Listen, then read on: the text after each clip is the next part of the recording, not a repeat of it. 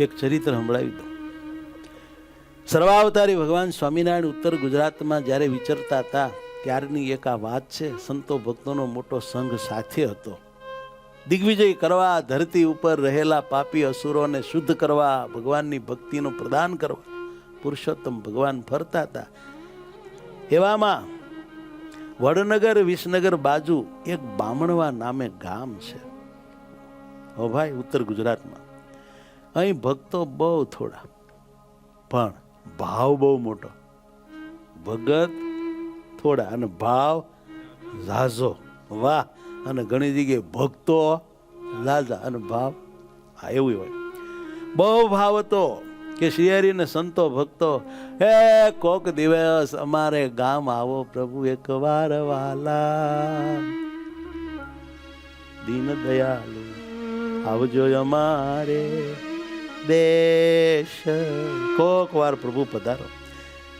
હવે એમનો એવો આર્તનાદ, દિલનો ભાવ અંતર્યામીએ જાણ્યો. એ ભક્તિ ભાવ જોઈને એકવાર શ્રીહરિ સંતો ભક્તો સહિત બામણવા ગામ પધાર્યા. હારે મોટો સંઘ હતો. વળી આ ગામમાં કોઈ એવી મોટી ધર્મશાળા ઉતારાની વ્યવસ્થા નહીં ભાઈ. તેથી ખેડૂતોએ ભેગા મળી શ્રીહરિ સહિત સંઘને ઉતરવા માટે એક ખેતરમાં ઉતારો ઠરાવી દીધો. હા, ખેતરમાં ઉતરો.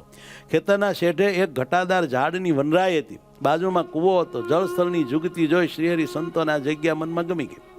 હરિભક્તો કાચું સીધું લાવ્યા. સંતોએ ત્યાં જ ચૂલો તૈયાર કરીને આંધણ મૂકી દીધા. ધડાધનને તડાતડ શ્રીહરિ થોડા સંતોને લઈને બામણવા ગામમાં કોઈક ભક્તો હતા એને ત્યાં પગલાં કરવા નીકળ્યા. સંતો તમે રાંધો, અમે બે ચાર ભાવવાળા છે ત્યાં પગલાં કરી આવી. સૌ ભાવિકોએ શ્રીહરિને વધાવ્યા, ઘેર ઘેર પધરાવ્યા. બપોરે ખેતરવાડીએ પાછા પ્રભુ આવ્યા અને સૌ સંતોને કહ્યું કે રસોઈ તૈયાર વાલાવો. તો કે હા મારા નાથ, તૈયાર તૈયાર હો. ઓહો. અને પછી ભગવાન સ્વામિનારાયણ થાળ જમવા બેઠા અને સંતો ભક્તો દર્શન કરે. પ્રભુ થાળ જમી રહ્યા. પછી કે હાલો સંતો પંક્તિ કરો. સંતો પંક્તિમાં બેઠા ને વાલો મારો પીરશે ને ઈ લીલા, ઈ દર્શન, ઈ આનંદની વાત જુદી. પછી જમીને ઝાડ નીચે જ વાલો તો આડે પડખે થયા. ગમે લેવેલા ખાટલો આરામ કર્યો. આમ સંત સમુદાય ઘણો હોવાથી શ્રીહરિ અને સંતોના ઉતારા અને ભોજનની વ્યવસ્થા ગામની ભાગોળે એક ખેતરમાં હતી. એ વાત હું કહી ગયો. બપોર પછી હાંજના સમયે સંત હરિભક્તોની સભામાં શ્રીહરિએ ધર્મોપદેશ આપ્યો. પછી સભા થઈ ત્યાં હાંજે. પછી સંધ્યા આરતીનો સમય થયો. તેથી સંતો હરિભક્તો સહિત શ્રીહરિએ આરતી, ધૂન, કીર્તન વગેરે જે નિત્ય કર્મ કરવાનું હોય હાંજનું એ ત્યાં સભામાં જ કર્યું. આપ જાણતા હશો, હરિચરિતામાં સાગર ગ્રંથ આપણે સાંભળ્યો છે. મહારાજને સંતો અને ભક્તો વિચરણ કરતા. હાંજ પડે એટલે તરત જ પ્રગટ પુરુષોત્તમ નારાયણની આરતી ત્યાં થતી. કાંઈ તે દી આવા સાપખાના નહોતા મૂર્તિઓ. તે દી નરેન્દ્રભાઈ થાન નહોતા બાલુડા લઈને ફરતા. તે દી તો પ્રગટ પ્રભુને લઈને હવ ફરતા ને એને જ હૈયે ધરતા ને એનું ધ્યાન કરતા ને એની જ આરતી ઉતારતા અને ત્યાં જ સામે બેહીને ધૂન કરતા. અને ધૂન થાય ત્યારે મહારાજે ઊભા થઈને તાળી વગાડીને ધૂન કરતા, જાણે ભગત હોય એમ. એને નાટક હારા આવડે. આવો આનંદ ભોગવતા. લહેરીની તો કોઈ સીમા નહોતી. સવાર સુધી હોઈ રહેતા. અંજવાળું થાય ત્યારે નાવા જતા એટલે મહારાજ હોઈ રહેતા. સંતો તો રાત જાગી ધ્યાન કરતા. આવી કથા હતી. તેથી મંદિર નહીં, સત્તા નહીં, દેશ વિભાગ નહીં, કાંઈ નહીં, કોઈ ડકો નહીં, ખેંચા તાણ નહીં, મારું તારું નહીં, ઊન મારો ઠાકોર, જગત બધું કાણું. પૈસા હતા નહીં, પ્રોપર્ટી હતી નહીં, ઝઘડા હતા નહીં, કેસ હતા નહીં, પોલીસ, પ્રસાદ, બીજું ત્રીજું કાંઈ નહીં ને નરવા આનંદ ને સુખ જ હતું. હવે જેમ સંપત્તિ થઈ એમ બધી ગતિ થઈ. આ બધું જોયા જેવું છે વાલા ભક્તો. એ હાંજની વેળા ધૂન કીર્તન થઈ રહ્યા ને પછી જમવા માટે સંતોની પંક્તિ થઈ. જો ભાઈ યાત્રા હોય, વિચરણ હોય, હાલીને જવા આવવાનું હોય ત્યારે હાંજે મહારાજ સાધુને તે દીએ જમાડી દેતા. શ્રીહરિ સંતોને પીરસવાની તૈયારી કરતા. સંતો બધા બેસી ગયેલા પત્તલ લઈને. શ્રીહરિ સંતો ઉતર્યા હતા. તે વાડીથી થોડે દૂર એક બીજી વાડી હતી. એની કોર જોવે છે મહારાજ. આમ ઘડીક થાય ને બીજી વાડી સામું જોવે. ત્યાં બામણવા ગામના એક કણબી પોતાના પરિવાર સાથે રહેતા. વાડીએ જો ગાયો ભેંસો ખૂબ રાખતા. એના પત્નીનું નામ હતું તેજુબેન.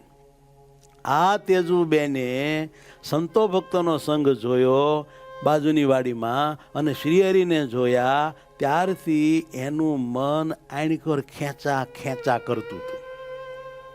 અને એટલે મહારાજનું મન એણીકોર ખેંચા કરતું હતું. આ તો બધા અંતર્ગર્ભી વાઇબ્રેશનો હાલતા હોય. હો એ તેજુબેનને મનમાં એમ થતું હતું એ હું ત્યાં જઈને સ્વામિનારાયણને પ્રણામ કરું, પગે લાગી આવું, ચરણ સ્પર્શ કરી આવું. સ્વામિનારાયણ આવ્યા છે, ઓહો, પણ આમંત્રણ વિના કોઈની વાડીએ જવું એ યોગ્ય ન લાગ્યું એમને. ત્યારે ભગવાનને એમ થયું કે જો મર્યાદા અને પ્રોટોકોલને લઈને આયા ના આવી શકતા હોય તો હું તો હાવ પ્રોટોકોલ રહિત, હું તો ત્યાં જઈ શકું કે નહીં? હા હા, તેજુબેનનો ભાવ પરખીને જાતે જ શ્રી એની વાડીએ પધાર્યા. પણ હાવ એમનામ જવું કાંઈક નિમિત્ત તો હોવું જોઈએ ને. નિમિત્ત ઊભું કર્યું.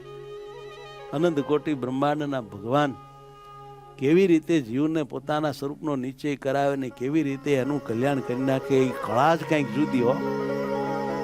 સાંજનો સમય હતો, તેજુબેન ગાયો ભેંસો દોઈ રહ્યા હતા. શ્રીહરિ સામે આવીને પોતાને ત્યાં પધાર્યા. તે જોઈ તેજુબાઈના અંતરમાં આનંદ હમાણો નહીં. ઓહો, સ્વામિનારાયણ આપણી વાડીએ લ્યો, આપણે ત્યાં ન જવાય, પણ સ્વામિનારાયણ ક્યાંય ગયા? શું છે? એના ધણી બોલ્યો, શું છે? કે ખાટલા ઢાળી દો, હું આઈને ડોબા દોવામ છું. આ સ્વામિનારાયણ આવ્યા. કણબી એવો હતો એ કે સ્વામિનારાયણ એમને એમ ન આવે, કંઈક કામ છે. પાછો મહારાજ સાંભળે એમ બોલ્યો, તને હેત ઉભરાઈ ગયું પણ કે સ્વામી. ત્યારે બાઈ કે હું આવું હાવ બોલો છો? એ તો બહુ મોટા છે, એ તો બહુ મોટા છે, ચમત્કાર બતાવે છે.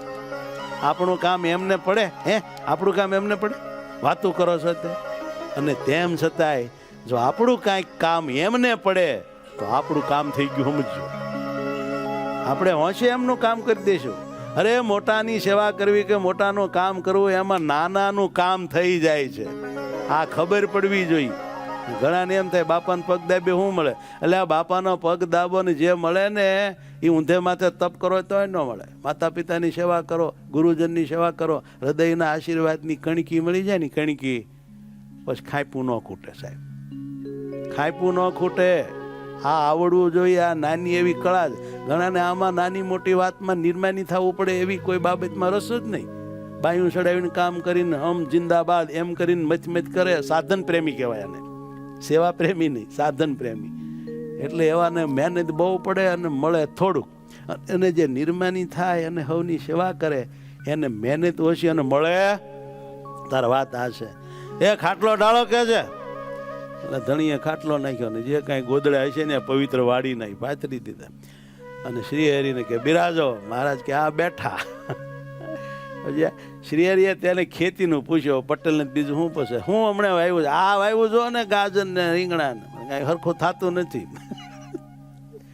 કેટલી વારમાં તેજુબાઈ ગાયો ભેંસો દોઈને ત્યાં આવી ગયા. ભગત એ હતા. ભગવાનને ભગતનું કામ છે. શ્રીહરિ પાસે જઈને તેણે પંચાંગ પરિણામ કર્યા. ઓલા ભાઈએ કાંઈ હાથ જોડે એવું આવ્યું નહીં, લાખા પાદરે કાંઈ કર્યું નહીં હોય મને લાગે. શ્રીહરિ કહે, ભાઈ આ બાજુની વાડીએ અમારા સંતોનો મોટો સંઘ ઉતરો છે. કે હા મહારાજ, હું ક્યારની એ બાજુ જોઉં છું, મને ખબર છે, પણ અમારને આવું હતું પણ ન હોય ને એમ કોકની વાડીએ અમારે. મહારાજ કે સારું, અમે આવી ગયા હાલો.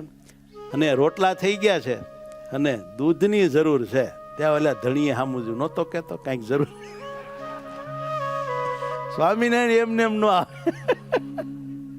એ મારો પાકો હતો પણ ભગત નહીં. હા તેજુભાઈ કે હા મહારાજ. મહારાજ કે જો અમે તમારા મહેમાન કહેવાય. પટેલ કે પરબારા મહેમાન થઈ ગયા બોલો. પણ જીવનું કલ્યાણ કરવા મહારાજ કેટલા નિર્માની થાય છે. બાપ અનંત કોટી બ્રહ્માંડનો ધણી માંગણ બનીને હાથ લંબાવે ત્યારે એ જીવના કેટલા પુણ્ય ભાગ કહેવાય. નાથ માંગણ બનીને હાથ લંબાવે. આટલી એની ઊંચાઈ છતાં આટલા એ નમીને આપણા કલ્યાણ કરવા આવે. પણ આપણને કાંઈ મહિમા કરો, એ આપણને કાંઈ એમ થાય છે કે ઓહો મહારાજ તમે અમારા હારું તમે કેટલો દાખલો કર્યો પ્રભુ. તમે તોય અમે તમને ઓળખતા નથી, હરખું સમજતા નથી, તમારું કયું કરતા નથી, હા મનનું કયું કરીએ એમ થવું જોઈએ. મહારાજ કે અમે તમારા મહેમાન કહેવાઈએ. આ ગામે વારંવાર અમે આવવાના નથી, તો આ વાટે સેવા કરી લ્યો. બાઈક હાથ જોડીને કે બોલો ને પ્રભુ શું અમારે સેવા કરવાની? તો કે જો આ પવિત્ર સંતો છે તેને માટે તમે તમારી ગાય ભેંસોનું દૂધ મને આપો, તો હું તે દૂધ આ પવિત્ર સંતોને જમાડું તમારા વતી. તમારે જેમ બાળકો છે ને એમ જ અમારે આ સંતો છે ને એ અમારા બાળકો જ કે હે કે અમારે આ સાધુ છોકરા જ એટલે આપણને શેર શેર લોહી સડવું જોઈએ, શેર શેર વાલો મારો આપણને એના બાળકો માને. હે આવો બાપ મળે અને આવા બાપને દુખવાય, આવા બાપનું અણગમતું આપણે કરીએ ત્યારે એને આંખમાંથી આહું પડી જાય. અરે રે આવા કપાતર છોકરા ક્યાં પાક્યા એવું થાય. માટે આવા ભગવાનને રાજી કરવા એને ગમે એમ આપણે સાવધાન રહીને જીવવું જોઈએ. હે તમારે જેમ બાળકો છે તેમ જ આ સંતો છે તે મારા બાળકો છે. માટે તમારી શ્રદ્ધા હોય તો દૂધ મને આપો. શ્રી હરિની વાત સાંભળીને તેજુબાઈને અતિશય હર્ષ થયો, અતિશય હર્ષ થઈ ગયો. આહા કામ થઈ ગયું. એણે ભાવથી કહ્યું કે મહારાજ ભલે ભલે સંતો માટે મારી પાસે તમે દૂધ માગવા આવ્યા, ભલે ભલે પ્રભુ. અરે એ જ અમારું મોટું ભાગ્ય તમે અમારી વાડીએ પગલાં કર્યા વળી અમારું કંઈક માગ્યું. અમારી ગાયો ભેંસોનું દૂધ સંતોના ઉપયોગમાં આવે એનાથી બીજું અમારું મોટું પુણ્ય શું હોય. માટે હું બધું દૂધ તમને આપું છું. બોલો પટેલ કે પણ મારી હારું એક તાંગડું રાખજે. અરે ના ના તમે રોજ ગળશો જ છો ને, આજ આ સેવાનું પુણ્ય બધું આપું છું. હા જરા વાર ધીરજ રાખો, બધું ભેગું કરીને આપો. એમ કહીને તેજુબાઈએ પોતાની બધી જ ભેંસો દોઈને તે દૂધ એક મોટા વાસણમાં ભર્યું અને થોડું દૂધ ગાળીને શ્રી હરિને ત્યાં પાન કરવા આપ્યું. સમજ્યા? થોડું દૂધ ગાળ્યું અને એમ કહ્યું હે વાલા પ્રગટ પ્રભુ, અહીં તમે આ મારી ભેંસોનું દૂધપાન કરો જેથી મારા જીવને ટાઢક થાય. શું થાય? ટાઢક થાય. શબ્દ તો જુઓ. આ મારી સામે તમે દૂધ પીવો, દૂધ પીતી મૂર્તિના દર્શન કરું હોઠે દોરો પડે ને એને હું જોઉં તો મારું હૈયું ટાઢું થઈ જાય ને ભગવાને મારો અંગીકાર કર્યું એમ મને હેત થાય. કે તે બાઈનો ભાવ જોઈને શ્રી હરિએ ત્યાં ને ત્યાં તેની સમક્ષે તે દૂધપાન કર્યું અને તેજુબેને દૂધનો મોટો ડેગડો ભરીને શ્રીહરિને આપ્યો. શ્રીહરિએ સંતોની પંક્તિમાં એ ડેગડો પીરસવા લીધો અને પાછળ જતી વાળી ત્યાં મહારાજ દૂધ લઈને આવ્યા એના છોકરા હારું. એ છોકરા તો હોને વાલા હોય. પંક્તિમાં જઈને મહારાજ કે સંતો તમારા હારું માગ્ય આવ્યો. હા માંગણ હારું મહારાજ માંગણ બને. અમે તો ભિક્ષુક, ભિક્ષાવૃત્તિ કરવા વાળા. અમારા હારું ભગવાન ભિક્ષા માગવા જાય છે. આવો ભગવાન ક્યાંય ભાડ્યો. હવે આને માટે મરી જાય તો ઓછું છે. 100 માથા જાતા રે સોંઘા સોગાળા. આવા ભગવાન મળ્યા છે.